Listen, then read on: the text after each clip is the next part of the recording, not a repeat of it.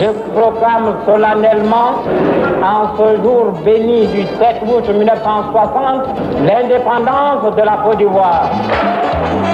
La Côte d'Ivoire, la République, la Côte d'Ivoire, la République, indépendance ici, que la postérité ne me consacre pas comme le premier président de la République de Côte d'Ivoire, mais comme le premier paysan de mon époque en Côte d'Ivoire.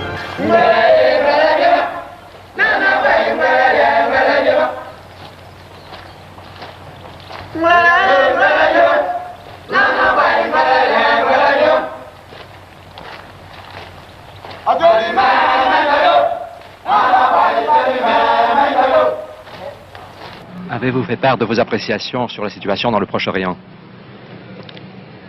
Sur le Proche-Orient, il n'y a pas d'appréciation. Vous connaissez notre position. Nous voulons la paix dans ce coin du monde. Des mains de M. Charlerine, le président Houphouët-Boigny reçoit le diplôme qui lui confère le titre d'homme de la paix.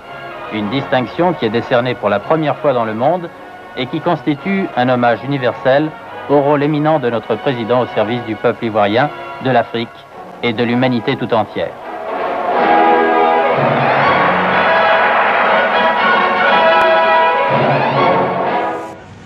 Nous essaierons ici, à notre mesure, à notre manière, non pas de vous payer de retour, car l'amitié ne se marchande pas, mais de faire en sorte que votre voyage, témoignage concret de l'excellence de nos relations, en embellisse encore les perspectives futures. À Madame Giscard d'Estaing et à vous, Monsieur le Président, je souhaite la plus cordiale bienvenue dans ce pays que vous devez considérer désormais comme le vôtre. Je ne vous ai jamais menti. Ce n'est pas après plus de 30 ans de vie publique que je commencerai à le faire. Mesurer un danger est la meilleure façon de pouvoir y faire face.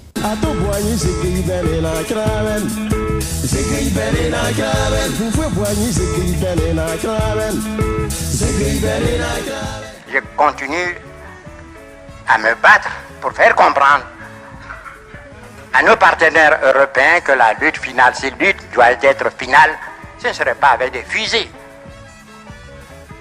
Ce serait sur le plan essentiellement économique.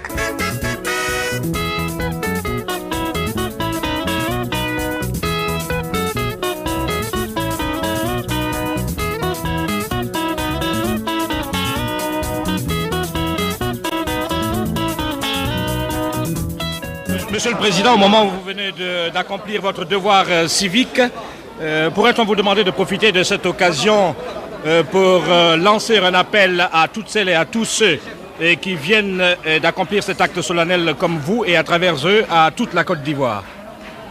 Je ne peux pas faire de propagande en ma faveur. Monsieur le Président, nous sommes à la veille des élections législatives. Le processus de démocratisation au sein du parti est déclenché. Vous avez certainement l'appel à lancer à votre peuple. Quand je serai président.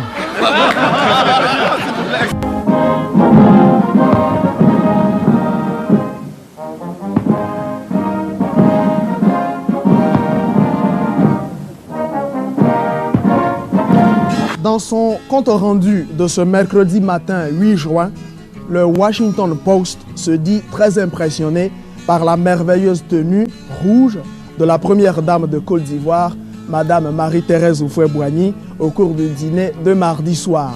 Depuis 34 ans que je côtoie le président, c'est la première fois qu'on m'honore de cette sorte.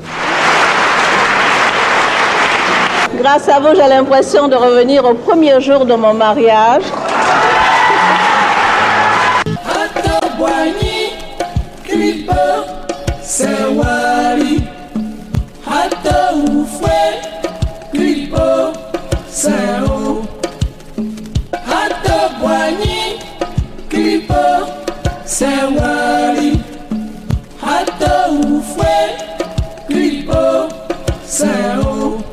Comme je l'ai dit après ma course, cette médaille que j'ai pu remporter, c'est celle de la Côte d'Ivoire, c'est la vôtre, c'est celle de tout le pays.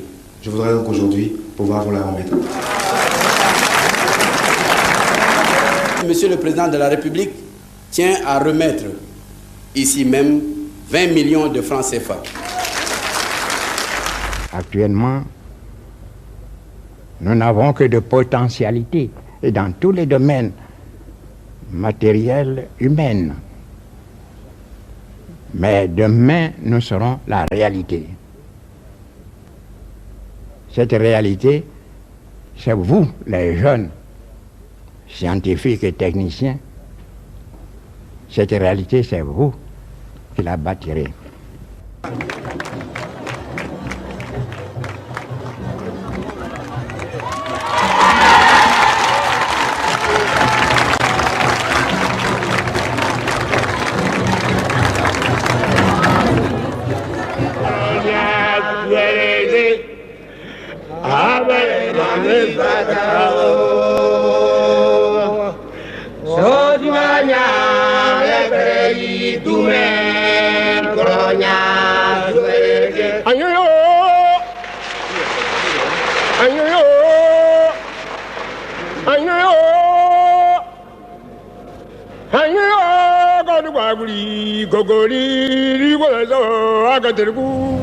Récemment, on m'a demandé quoi? De réduire le prix du kilo de café consenti à nos paysans. J'ai dit non. Et je leur ai dit 1000 fois non.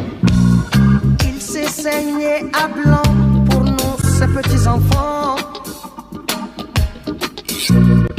Il a consacré sa vie pour nous, ces petits. Faut pas demander au bon Dieu sa barbe. Faut pas demander au bon Dieu sa barbe. Il y a deux grands personnages au monde qui n'ont jamais écrit, qui ne diraient même pas un mot, mais une seule lettre. Mahomet et Jésus-Christ.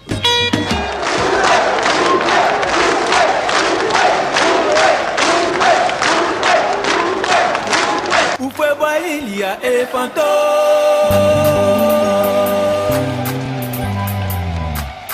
Yo jawa kelo ya ke pamalele.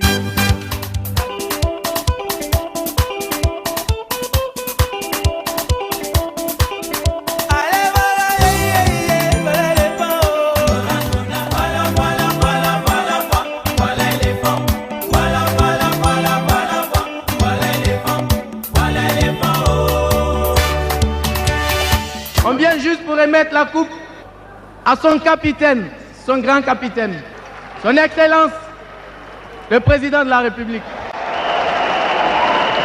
Oui. Très bien. C'est vous de regarder, M. le Président. Ça va? On voit les clés en même temps? Oui. Ici, maintenant. Le plus gros poisson de nos fleuves, c'est le capitaine. Le capitaine hors de l'eau n'est plus rien. Moi, hors du peuple, qui ne représente plus rien. C'est pourquoi je demeure dans le peuple, avec le peuple.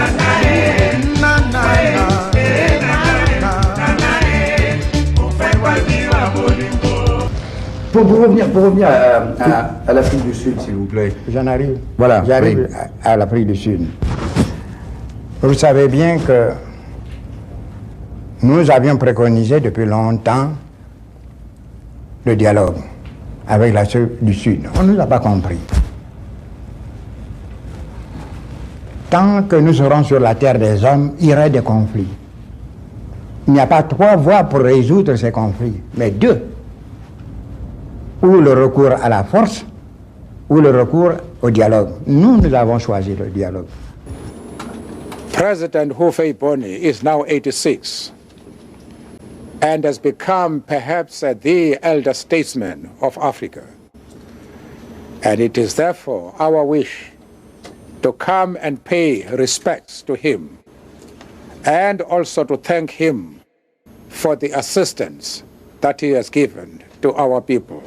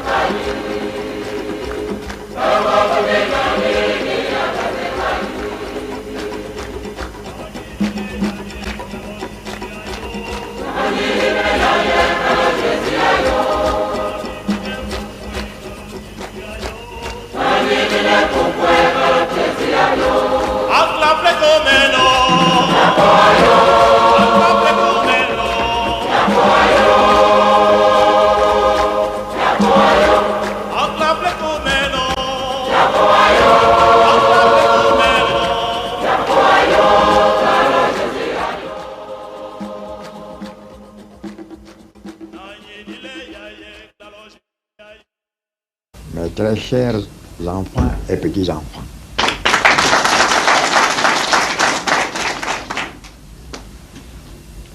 dans 6 jours, je présiderai peut-être pour la dernière fois à l'ouverture de notre congrès à Yamoussoukro. Ne soyez pas tristes, vous êtes là, les jeunes, et on vient de le rappeler très éloquemment. Je ne suis pas seul. J'ai des enfants, des petits-enfants qui poursuivront demain notre action en faveur de notre beau pays.